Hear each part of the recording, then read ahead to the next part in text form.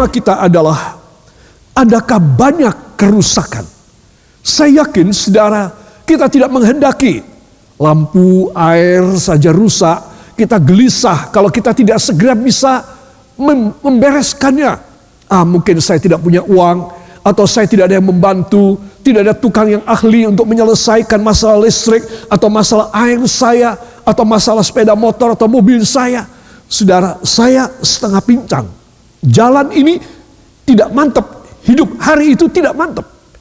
Ya saudara, ada yang rusak, ada yang tidak beres, yang berkenaan dengan produksi saya, yang harus saya bereskan. Nah, ini satu contoh. Adakah banyak kerusakan? Saudara, kita tahu kerusakan karena apa? Ya karena banyak faktor di dalam hidup saya, dalam hidup saudara. Itu sebab jenis kerusakan ini yang saya dan saudara harus pahami. Dan kita harus minta Allah Roh Kudus, katakan Allah Roh Kudus dan firman Tuhan. Ya katakan, coba peragakan. Allah Roh Kudus dan firman Tuhan masuk di dalam saya, maka kerusakan saya, seberapa bahaya, seberapa hebat, akan selesai malam hari ini, saat ini juga. Amin. Haleluya. Saudara, kalau kita membaca sebentar di dalam Amsal 15 ayat yang ke-6, ya, mari kita akan membuka Alkitab kita lebih dahulu. Surat Amsal. Jadi Amsal ini tidak disebut sebagai kitab. Mazmur itu kitab, tetapi Amsal adalah surat. Ya. Mari kita akan baca bersama. Amsal 15 ayat yang ke-6. 1, 2. Di rumah orang benar ada banyak harta, ada banyak harta benda. Tetapi penghasilan orang fasik membawa kerusakan. Amin. Jadi orang kalau fasik mending hartanya sedikit supaya kerusakannya sedikit. Kalau dia mendapat harta banyak dari karena kefasikannya, dari karena melanggar firman, karena berani kepada Tuhan, banyak hartanya, banyak kerusakannya. Ini orang-orang di luar daripada Kristus dan melanggar kepada firman. Apa yang dia inginkan, dia mengatakan aku harus dapat. Segala macam cara halal bagiku, supaya aku bisa mendapatkan.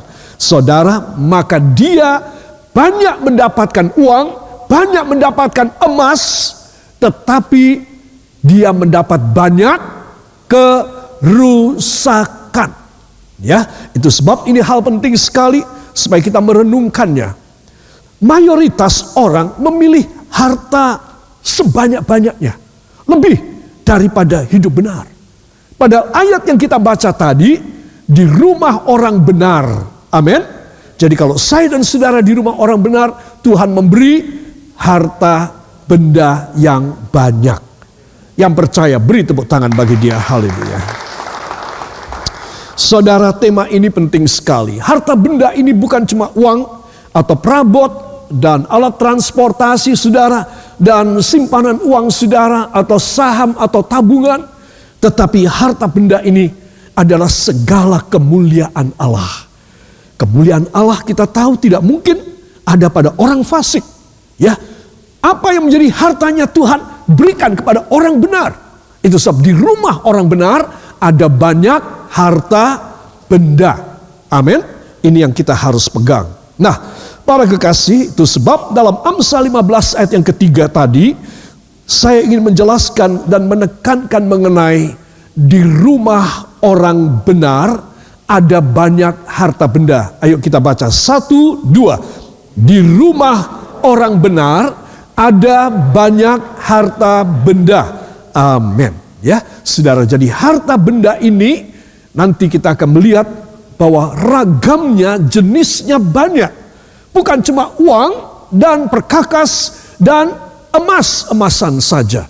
Tetapi harta benda ini adalah sesuatu kasih karunia Allah. Itu banyak jumlahnya. Apa yang kita tidak bisa kerjakan, kasih karunia Allah yang mengerjakan. Amin. Jadi kita harus tahu Rahasianya ada di sini. Jadi kalau saudara dan saya memegang teguh ini, maka orang mencari uang, anak Tuhan mencari uang, itu sama sekali tidak sulit. Itu sama sekali tidak jungkir balik. Itu sama sekali tidak banting tulang. Kalau ada prinsip bahwa Tuhan memberkati rumah orang benar, aku harus hidup benar. Maka, semua katakan, maka Tuhan dengan kekuatannya sendiri akan melimpahi saya dengan banyak harta benda dalam nama Yesus. Saya hanya pegang janjinya.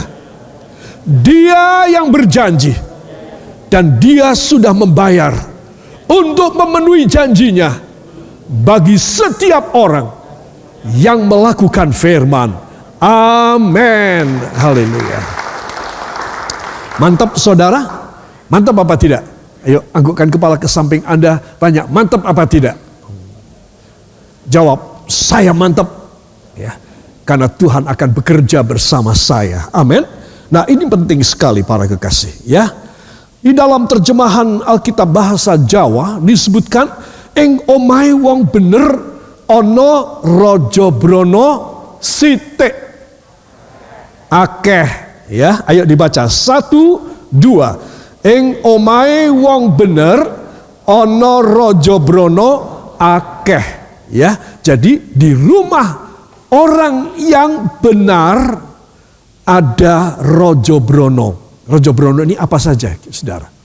Apa artinya dalam bahasa Jawa? Apa, Pak Budi? Harta benda, ya. Raja brana termasuk raja kaya, ya. Sri kaya dan lain. Nah, jadi raja brana ini segala macam harta benda, segala kebaikan dari Tuhan itu ada di dalam rumah orang benar.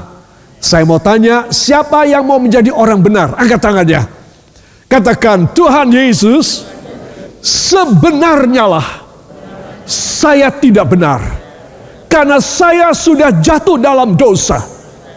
Tetapi saya pegang firman.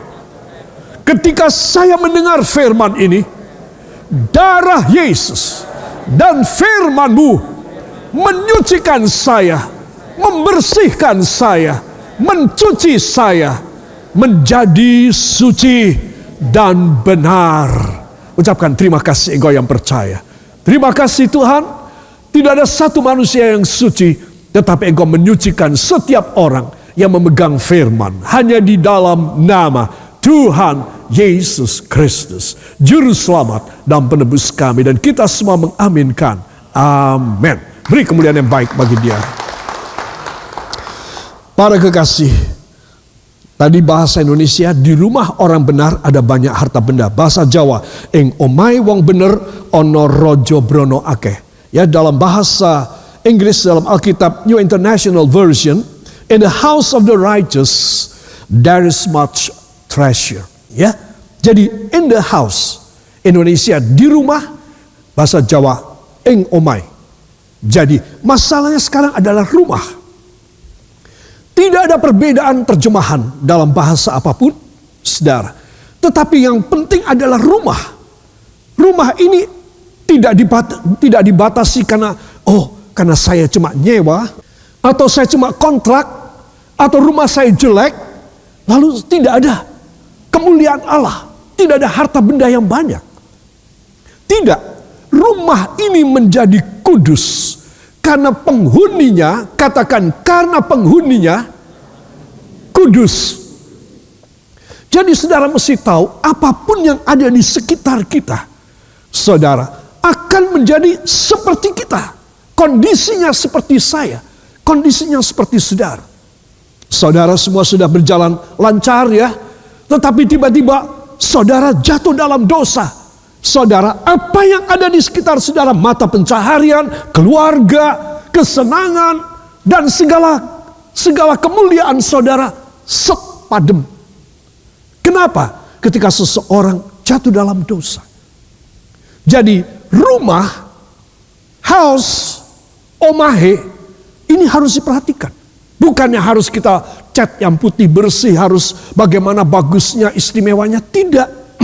Tetapi house ini adalah representasi dari orangnya.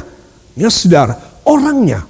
Itu sebab Anda dan saya yang menghuni rumah kita, kita harus hidup benar. Amin. Ini poin penting sekali. Katakan, saya harus hidup benar supaya apapun di sekitar saya diberkati Tuhan. Sehingga kepada saya, rumah saya ini dipenuhi dengan harta benda yang banyak, yaitu kasih karunia Allah dan mujizat. Amin. Ya, jadi saudara sudah paham ya, rumah orang benar. Jadi bukan rumah yang kayak apa indahnya, yang mahalnya, yang istimewanya. Tidak. Tetapi orangnya yang menghuni. Saudara, itulah yang terpenting. Para kekasih, itu sebab kelanjutan daripada ayat tadi, Amsal 15 ayat yang ke-6, tetapi penghasilan orang fasik. Tadi nomor 1, rumah orang benar, rojo brono akeh. Ya saudara, ya, much treasure, banyak harta benda. Kalimat kedua dari ayat 6 Amsal 15 adalah tetapi penghasilan orang fasik. Ya, ini kosok bali nih, kontroversialnya. Orang kalau tidak benar pasti fasik. Tidak ada di tengah-tengahnya. Tidak ada abu-abunya. Itu sebab anak Tuhan, kita harus tahu penghasilan orang fasik. Apa itu? Kita tahu penghasilan orang fasik adalah orangnya ini loh. Orangnya yang kerja, yang cari penghasilan ini loh. Saudara. Sehingga dia bisa menghasilkan hasil fasik. Tetapi kalau orangnya benar, hasilnya benar diberkati. Amin. Itu penting sekali. Jadi penghasilan orang fasik ini menunjuk kepada pribadi yang fasik. Selalu tadi saya sudah awali khotbah saya, semakin banyak penghasilan orang fasik, semakin banyak kerusakannya. Ngeri ya saudara. Ngeri loh, saya kasih tahu. Itu sebab Anda dan saya harus mempunyai satu prinsip. Tuhan, bukan uangnya, bukan harta bendanya, bukan perabotnya, bukan perlengkapan hidup saya yang jahat. Sayanya yang jahat. Sehingga semua di lingkungan saya menjadi jahat. Saudara, itu sebab kita harus menyadari. Karena kalimat kedua menjelaskan kalimat pertama. Kalimat pertama, orang benar, rumahnya akeh rojo brono. Kalimat kedua, penghasilan orang fasik. Orangnya fasik. Hasilnya apa? Kerusakan. Itu sebab kita harus tahu ya. Ayo kita baca 1, 2. Tetapi penghasilan orang fasik membawa kerusakan. Membawa apa? Rusak. Saudara, rusak. Saudara tahu arti rusak ya? Itu sebab Anda dan saya harus tahu. Langsung kita melihat bedanya mencolok sekali. Orang benar, orang fasik. Sangat jelas. Ya, firman Tuhan tidak berubah. Itu sebab Anda dan saya harus hidup sebagai orang benar. Ya. Dalam bahasa Jawanya kita akan baca 1, 2. Nanging pituase wong duraka iku nekakake karusakan. Nekakake. Ya saudara, pituase wong duraka iku nekakake kerusakan. Mendatangkan kerusakan. Jadi saudara mesti tahu itu betapa jelas. Tuhan tidak bertamsil, Tuhan tidak memberi ilustrasi, Tuhan tidak memberikan sesuatu misal, langsung direct. Dia menjelaskan kepada saya, kepada Anda. Dalam bahasa Inggris katakan, but in the revenue of the wicked is trouble. Hasil pendapatan revenue itu hasil. Baik itu untung, baik itu apa itu namanya persentasinya, baik itu ya selisih jual dan belinya, itu revenue. Saudara, gaji juga itu termasuk revenue. Semua yang ada di tangan orang fasik disebutkan is trouble. Trouble, ya, segala perkara yang bikin rusak, bikin susah, bikin kacau, ya. Keluarlah kata troublemaker, yaitu seorang yang jahat. Asal dia ada di kantor, ya kantor berantakan, di rumah berantakan, dia troublemaker. Dia ada di gereja, gereja juga mau dirusak. Dia ada di arisan, arisan mau dirusak. Dia ada di olahraga, olahraga mau dirusak. He is a troublemaker. Siapa? Orang yang fasik. Itu sebab kita harus tahu, kita menghendaki supaya akeh rojo brono. Amin. Yang mau beri tepuk tangan buat Tuhan. Haleluya. Saudara, kalimat ini iku nekaake karusakan. Ya, itu mendatangkan kerusakan. Ya, Indonesia membawa kerusakan. Bahasa Jawa mendatangkan kerusakan. Jadi siapa yang datang? Iblis. Jadi orang fasik, dia penghasilannya akan ketempelan setan. Katakan, orang fasik, penghasilannya, gajinya, untungnya, profitnya ditempeli setan. Wedi aku, wedi aku. Ya, jadi saudara mesti tahu. Nekaake.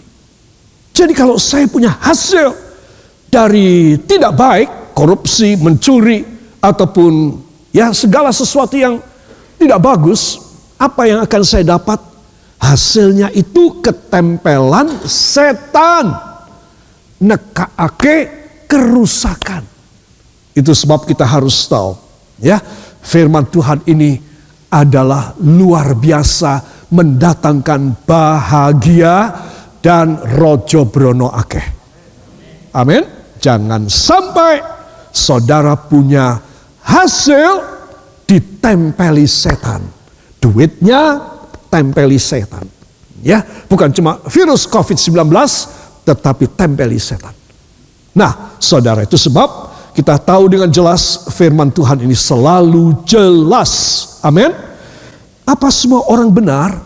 Sehingga semua orang bisa dapat harta benda dari Tuhan, dapat rojo brono akeh, ya, dapat good revenue?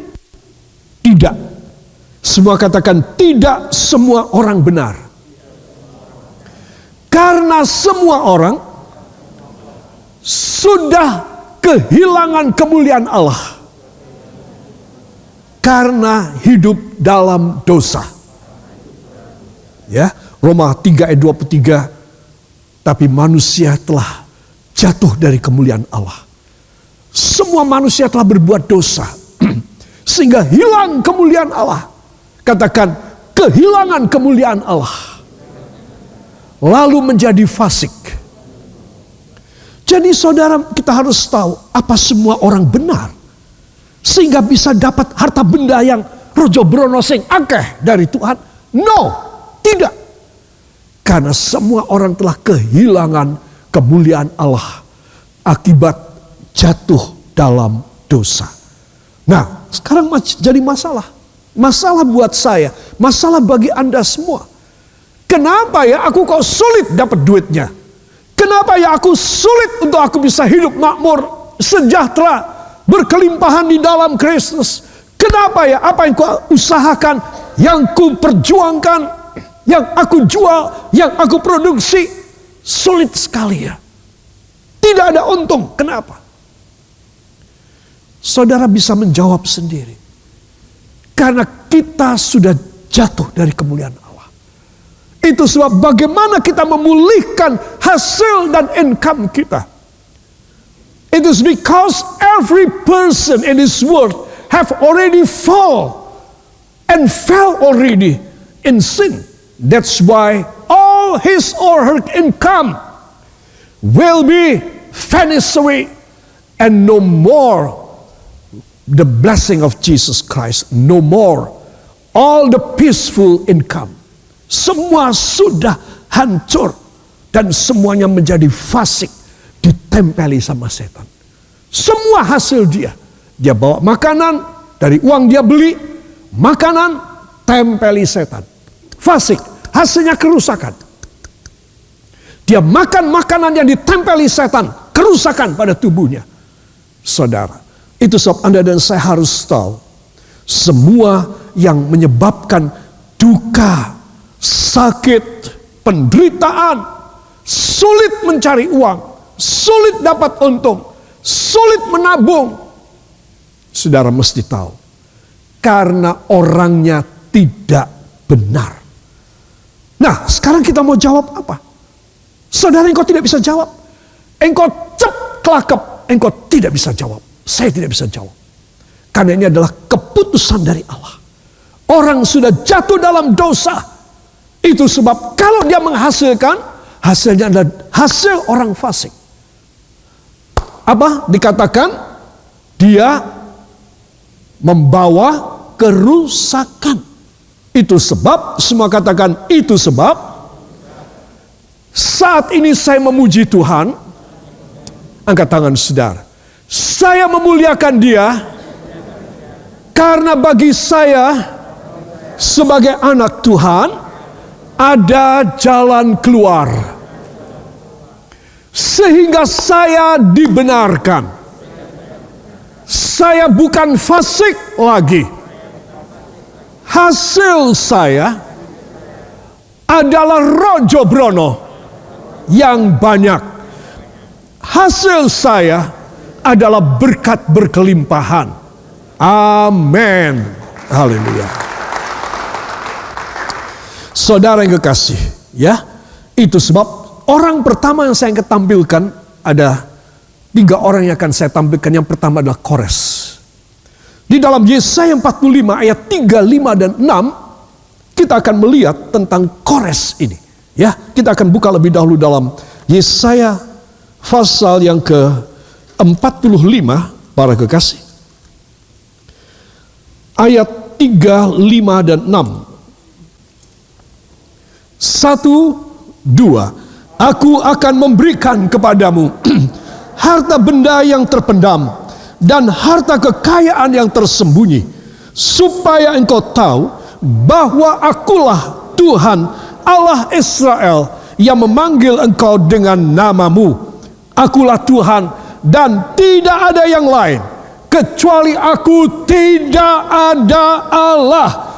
Aku telah mempersenjatai engkau, sekalipun engkau tidak mengenal aku, supaya orang tahu dari terbitnya matahari sampai terbenamnya bahwa tidak ada yang lain di luar aku. Akulah Tuhan dan tidak ada yang lain. Amin. Terima kasih. Silakan duduk kembali. Katakan, luar biasa sekali. Mantap banget. Berapa kali Tuhan mengatakan selain aku tidak ada Allah. Amin. Ini harus ingat. Dia Allah yang luar biasa, pencipta langit dan bumi serta sekalian alam. Selain Dia tidak ada Allah yang lain. Itu sebab Anda dan saya, kita menyembah dan kita percaya kepada Dia adalah satu keyakinan agama kepercayaan yang esa, yang benar. Tidak ada Allah yang lain selain aku.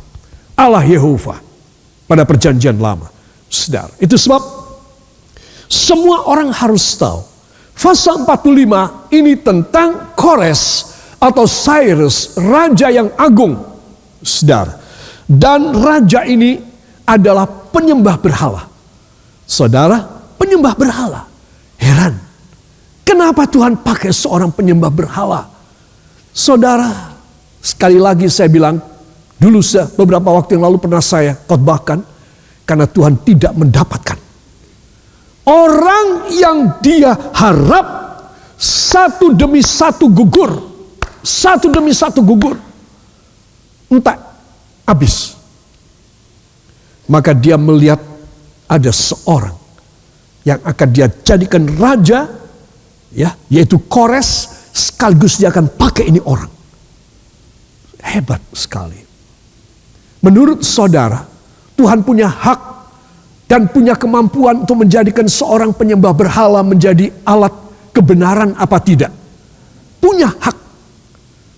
Tuhan punya kuasa apa tidak? Punya kuasa. Tuhan akan berhasil apa tidak? Berhasil. Itu sebab Tuhan yang saya dan saudara sembah, Tuhan menjelaskan kepada penyembah berhala ini yang namanya Raja Kores. Res. Betul kan? Kalau manggil Kores apa? Kor. Kurang enak. Ya. Res. Walaupun kamu penyembah berhala, kamu mesti tahu, aku ini siapa? Akulah Tuhan satu-satunya dan tidak ada Allah yang lain selain aku. Coba. Jadi, kamu mulai sekarang kor. Kamu sekarang harus bertobat. Karena cuma aku yang adalah Tuhan. Dan aku sanggup menjadikan apa saja. Contoh, kor. Aku akan membuat kamu menjadi orang yang dahsyat. Ya, dia menyebutkan di sini, Tuhan menyebutkan, aku akan memberikan kepadamu harta benda yang terpendam, Aku akan memberikan kepada kamu semua yang belum muncul di permukaan. Ya, harta kekayaan yang tersembunyi. Supaya engkau tahu, kor, bahwa akulah Tuhan Allah Israel yang memanggil engkau dengan namamu. Siapa? Kores. Tuh lihat. Jadi Tuhan tuh ingin menjelaskan keilahiannya dia dengan cara, katakan dengan cara mencurahkan harta benda. Saudara, hebat. Kepada seorang raja yang tidak kurang apapun, yang kekayaannya dahsyat, Tuhan masih mau memberkati dia supaya raja ini terbelalak matanya, terbuka mulut dan lidahnya, dan mengakui bahwa Allah Yehova adalah satu-satunya Allah dan tidak ada yang lain. Itu sebab dikasih harta benda sebanyak mungkin. Coba. Akan muncul semua harta benda yang terpendam, yang tersembunyi, Kores. Supaya kamu tahu bahwa akulah satu-satunya Allah. Selama ini kamu menyembah banyak Allah. Kamu adalah penganut politeisme. Penganut banyak Allah. Cuma ada satu, Kores. Itulah aku. Allah-Allahmu yang lain tidak bisa memberkati kamu dan tidak bisa memberi kepada kamu. Tetapi kalau kamu mau aku pakai di tanganku, aku akan memberkati kamu luar biasa. Aku akan menyatakan semua harta benda terpendam. Aku buka kepada kamu. Coba. Cara Tuhan itu luar biasa. Kepada orang yang sudah hebat, tapi dia fasik, maka Tuhan akan berbuat sesuatu yang lebih hebat dari yang dia miliki. Semua katakan, itu sebab Tuhan Yesus Kristus yang saya sembah tak terkalahkan. Tidak ada Allah lain selain Dia. Amin.